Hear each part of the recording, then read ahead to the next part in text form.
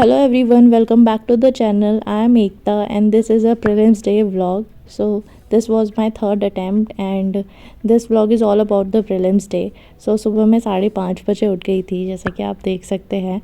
और कुछ दिनों से क्या बहुत दिनों से बहुत ही गर्मी हो रखी थी दिल्ली में। बट पता नहीं क्या हुआ कि प्रेजेंट्स के एक रात पहले से ही बारिश शुरू हो गई थी एंड मौसम काफ़ी अच्छा हो गया था, बहुत ही बेटर। जो भी गर्मी वाली जो टेंशन हो रही थी कि इतनी गर्मी में कैसे करेंगे सी साइड के पेपर में, तो बहुत ही हालत ख़राब हो जाएगी, तो वो प्रॉब्लम्स नहीं फेस करनी पड़ी। The weather was amazing. 6:15 बजे तक मैं रेडी हो गई थी और ये दिन आप जानते हैं यूपीएससी एस्पिरेंट के लिए कितना बड़ा होता है, तो इसलिए सारी तैयारियां एक रात पहले ही कपड़े वगैरह सब रख के सेट कर दिए थे। और मेरा सेंटर भी काफ़ी दूर था, तो इसलिए मैं जल्दी भी उठी और मुझे 7 बजे तक निकलना पड़ा घर से। बहुत कुछ शूट नहीं भी कर पाए, तो घर पे मैंने ब्रेकफास्ट किया था, पनीर पराठा बनवाया था मैंने, बिकॉज़ काफ़ी 9 बजे 9:30 से पेपर था और बहुत देर की ट्रैवलिंग थी, तो आई डोंट वांट कि मुझे भूख लगे पेपर में, तो इसलिए I want to be filled. तो इसलिए मैंने वो लिया, उसके बाद दही चीनी लिया और उसके बाद रिक्शा किया एंड मेट्रो पहुँच गया। एंड यहाँ पर we are waiting for the metro.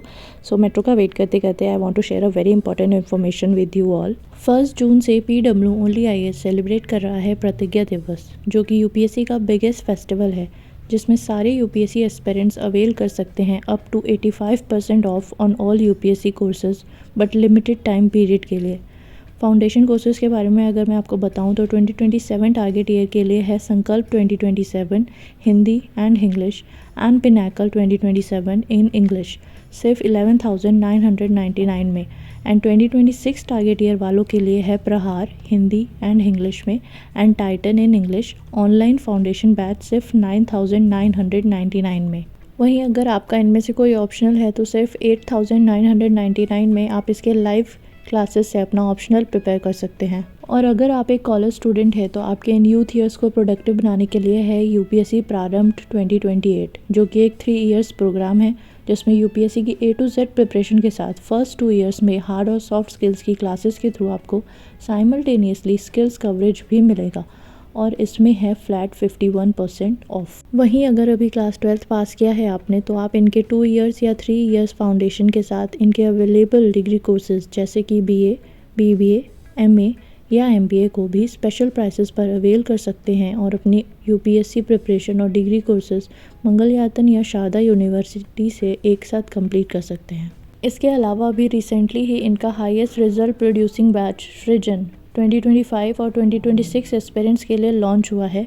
सृजन mains batch 2025 and Srijan prelims plus mains batch 2026। UPSC CSE 2024 में इनके सृजन बैच से 190 अराउंड एस्पिरेंट्स का सिलेक्शन हुआ है एंड प्रतिज्ञा दिवस में इनमें अप टू 60% का डिस्काउंट भी है, तो इससे बेटर अपॉर्चुनिटी आपको बाद में तो नहीं मिल सकती। बाकी और डिटेल्स के लिए आप नीचे लिंक्स पर विज़िट कर सकते हैं। अगर इनमें से किसी भी कोर्स को परचेज़ करते टाइम मेरा कोड जो कि स्क्रीन पे मेंशन है उसे आप यूज़ करते हैं तो आपको एक्स्ट्रा डिस्काउंट भी मिलेगा। Coming back to the vlog again, so here I was waiting for the metro and I was feeling a little bit of headache, तो मैंने यहाँ पे एक मेडिसिन ले ली थी as a precautionary measure because I don't want to feel any type of headache or anything in exam। और उसके बाद मेट्रो आ गई, we were in the metro, और मेट्रो में मैं अपना इंडिया ईयर बुक का जो पेपर मैंने आपको बताया था कि मैंने उसे लगाया हुआ था, तो मैं उसी को एक बार रिवाइज़ कर रही थी। और उसके बाद फिर मैं लक्ष्मीकांत की बुक भी थी मेरे पास, तो एक बार मैंने उसको भी गो थ्रू कर लिया, जो मुझे ऐसे ही कुछ टेबल्स या कुछ पे एक बार नज़र मार ली जस्ट लास्ट मिनट। तो क्योंकि वैसे भी मेरा जो सेंटर था ना वो काफ़ी दूर था, मतलब कि 30 किलोमीटर्स से ज़्यादा ही दूर था, तो मेट्रो का ट्रैवलिंग ही इतना बेकार और बोर्डम लग रहा था, फालतू में चीज़ें चल रही थी दिमाग में, तो आई थॉट कि रिवीजन ही कर लेते हैं, वही बेटर रहेगा। And surprisingly, not surprisingly, but many students were travelling in the metro जिनका प्रीलिम्स था, सो इट वाज फन। उसके बाद हम लोग पहुंच गए यहाँ पे अपने द्वारका सेक्टर 11 पे, और उसके बाद काफ़ी लेट तो नहीं हो गया था, बट फिर भी जितना हमने सोचा था हम उससे थोड़ा सा लेट चल रहे थे, बिकॉज़ बीच में हम लोग द्वारका वाली मेट्रो पे बैठ गए थे, जबकि हमें द्वारका सेक्टर 21 पे बैठना चाहिए था। तो बीच में वो थोड़ा सा इंटरचेंज के टाइम पे थोड़ा सा ऐसा लग रहा था कि वो शायद अब लेट हो जाएंगे, बट वी वर फॉर्चुनेट कि मेट्रो टाइम पे आ गई। सेंटर को लेके ज़्यादा इशू नहीं था बिकॉज़ लास्ट संडे ही मैं विज़िट करके गई थी सेंटर को। उसके बाद हमने मेट्रो के बाहर ही ई रिक्शा अवेलेबल थी, वहाँ पे ई रिक्शा लिया और 10 मिनट के अंदर सेंटर के बाहर थे। सेंटर में जाने से पहले मैंने एक कॉफ़ी ली थी, वो मैं शूट करना भूल गई। उसके बाद अपना रूम नंबर चेक किया यहाँ बाहर से and then I straight away enter into the exam centre for the GS paper 1। GS paper 1 9:30 से 11:30 बजे होता है, लेकिन अब कुछ सालों से एंट्री जो हो रही है वो पहले ही हो जाती है, 9 बजे से पहले ही। तो फिर आराम से मैं एंटर कर गई थी 9 बजे से पहले। अंदर जाके थोड़ा सा चेकिंग होता है, उसके बाद फिर आप अपनी क्लास में बैठ जाओ आराम से। आधा घंटा निकालना थोड़ा मुश्किल लगता है बिकॉज़ दिमाग में 10 चीज़ें चल रही होती हैं।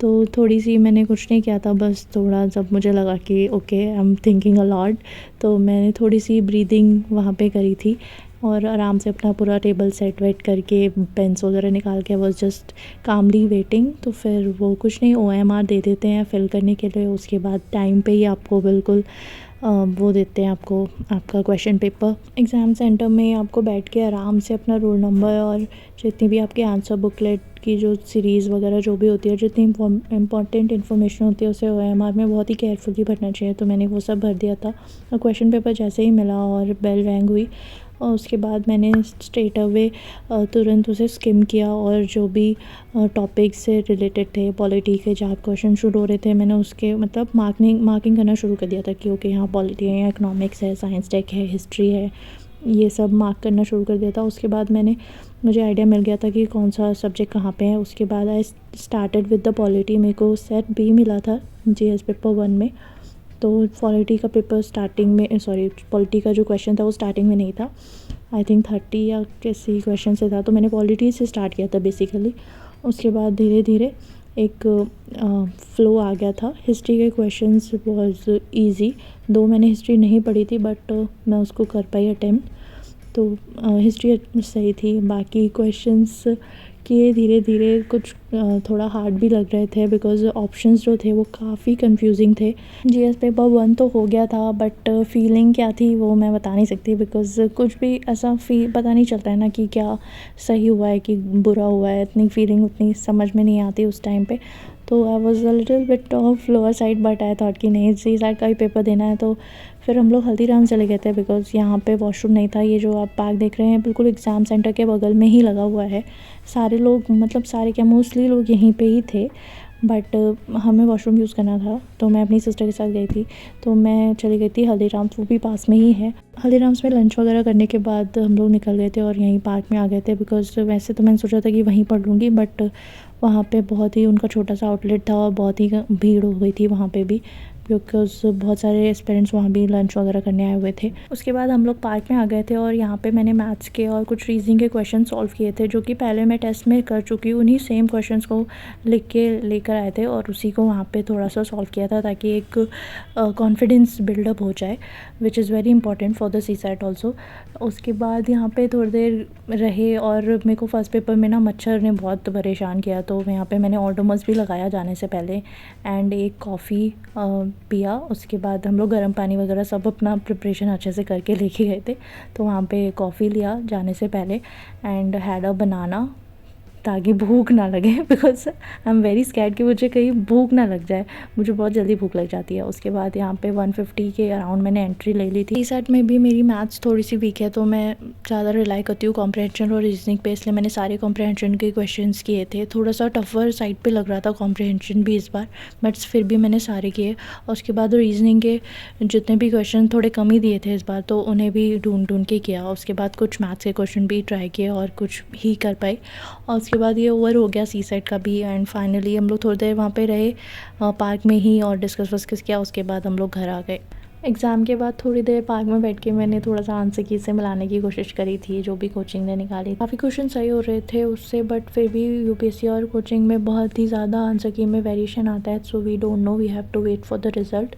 Till then keep studying and will meet soon. Thank you.